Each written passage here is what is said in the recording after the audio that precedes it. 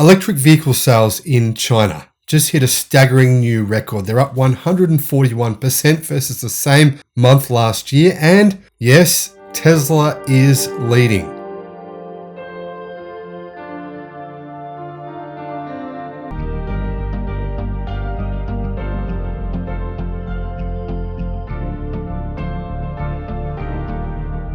Hello, my friends, and welcome to the channel. I'm the Electric Viking. Great to see you. If you'd like to, join in on our Facebook group and you can see everything that's going on. A lot of people on there who have a lot of knowledge of the industry. And, there's some interesting questions that pop up from time to time as well. I'll put a link in the description below to that group. And also, if you can jump on our Patreon account and support us, that would be amazing. That's how we keep on doing what we do, making, 5, 6, 7 videos per day about what's going on in the industry. Now, really, I could do 20. There's enough stories going on to do 20 per day, but I just don't have the time. I'd like to start increasing that though, so I can share more information about all the different brands, all the different battery technology and everything that's happening. So that's the goal. And if more people can support the channel, then we should be able to start increasing those numbers.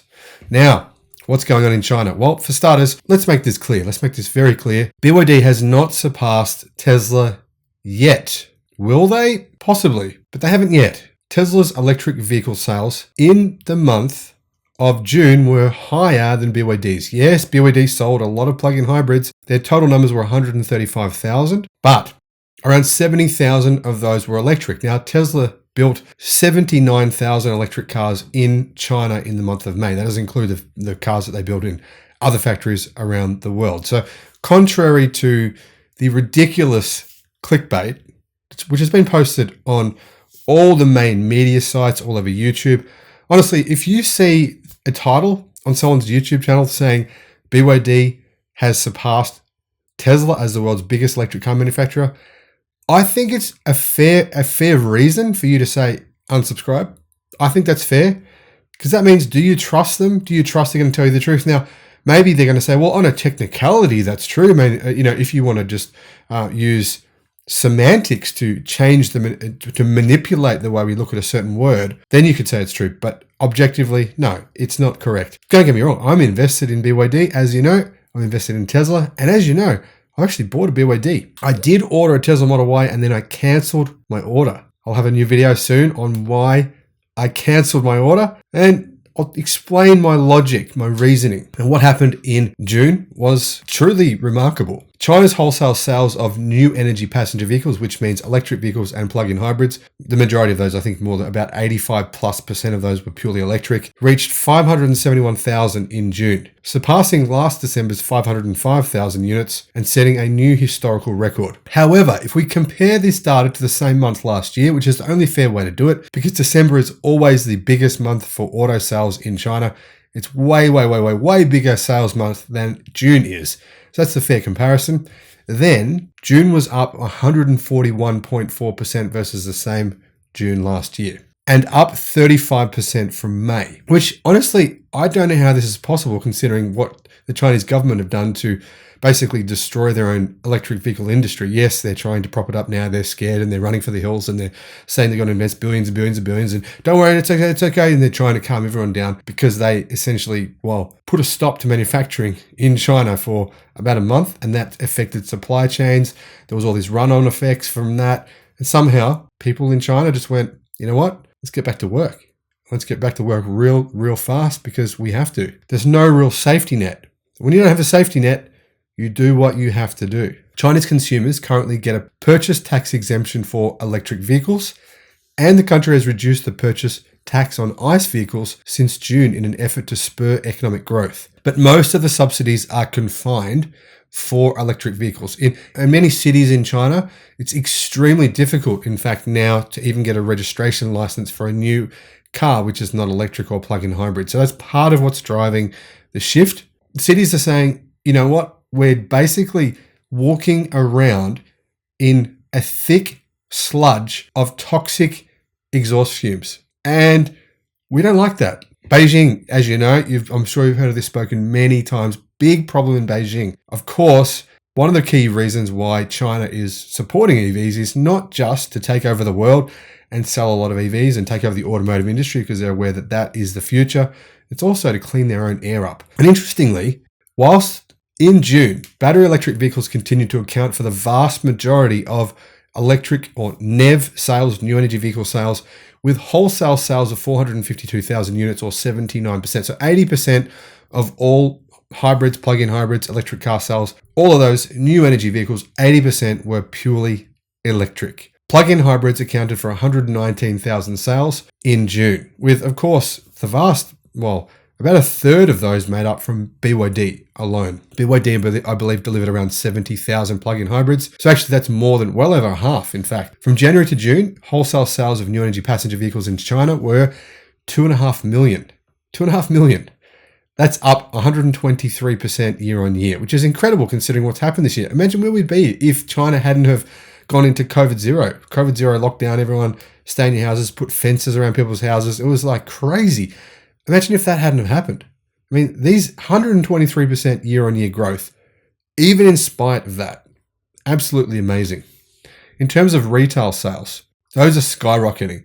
People just want an EV. They don't want to sit around burning gasoline when they can have a new electric car for about the same price as an internal combustion engine vehicle, right?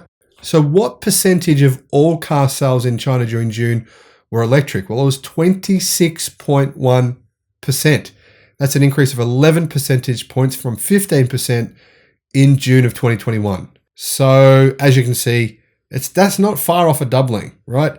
If we hadn't had this COVID zero craziness, I think we would have hit 30%, and that's only an additional 3.9%. I think that's a fair number to say, right? 30%, which would have been double in 1 year. Even if we only see double from now to next year, which I think is almost a guarantee, that means we would hit 52%. Let's be super conservative. Minimum, we're going to hit 40% by the end of next year in China. In June, electric vehicles reached 45% for local brands. This is the important information I've been trying to tell people. Why I'm telling you, sell out of whatever investments you have in Toyota, in any internal combustion engine focused vehicle companies, because they're being disrupted. Look, 45% for Chinese cars, right? So that means they are taking market share from whatever your favorite brand is, whatever brand cars that you've grown up with. That's what's happening. For luxury brands, it was 27.5%. Mainstream, right? This is insane. Mainstream automotive brands in China, only 4.5% of their vehicle sales were electric. Only 4.5%. That includes plug-in hybrids. Chinese brands, 45%. This market disruption, it looks to me, those numbers have to point to essentially legacy auto being crucified in China. They might be finished by 2030 completely. I mean, I don't know how they're going to operate. 45% versus 5%. And the trend for that keeps on widening. It's not like, this number's going down. It's not like we were at 55 and it's going down to 45. It was at 40 before. Now we've hit 45. Legacy Auto, they're all saying they're going to make EVs, and that number isn't improving. In terms of retail sales, electric vehicles hit 27.4% in June versus the same month last year, they actually doubled. So in terms of actual retail consumers, they went from 14.6% in June last year, EV penetration, to 27.4%. That's that's only 1.4% away from being double what it was last year. So essentially, actually, the market basically did double in terms of its electric vehicle penetration this month in June versus last year. And that's in spite of, what's happened, everything that's happened over the last 3 months. I mean, even if you just added Tesla numbers to this list, we would have easily hit double, right? Tesla's production basically ceased to a complete standstill for about 5 weeks. If we just added that back into these numbers, we would have been back where we would have been at double. Would have been exactly double, I'd say. Very close anyway. Now, for local car brands, right? Residential buyers, not including commercial business buyers. Local buyers, 50% of all car sales by local car brands to residential buyers were for the electric. So 50%, right? Versus legacy auto, Toyota, Honda, Nissan, Ford, General Motors, 4.5%. 50 versus 4.5. I've been saying this for a year now. If you've been watching the channel and paying attention, you would have known exactly what was happening. You would have known to invest in BYD. However, Everything I've said in this video, if you live in Australia, disregard completely. I can't give you any investment advice. Otherwise, I'll be locked up for the next, 1,000 years. Hope you've enjoyed the video. You know what? This is really good news because in here in Australia, we are going to get a lot of these electric cars. So in New Zealand, they're already getting them. So is Europe. So is America. I mean, what this means is that these cars are already on price parity in the US. Already on price parity in China. The same will happen all over the world within a matter of a few years. Whichever companies can't do this, they'll just be left by the wayside. And new companies will pop up and take their place. Thank you for watching. Let me know in the comment section below. What are your thoughts on this?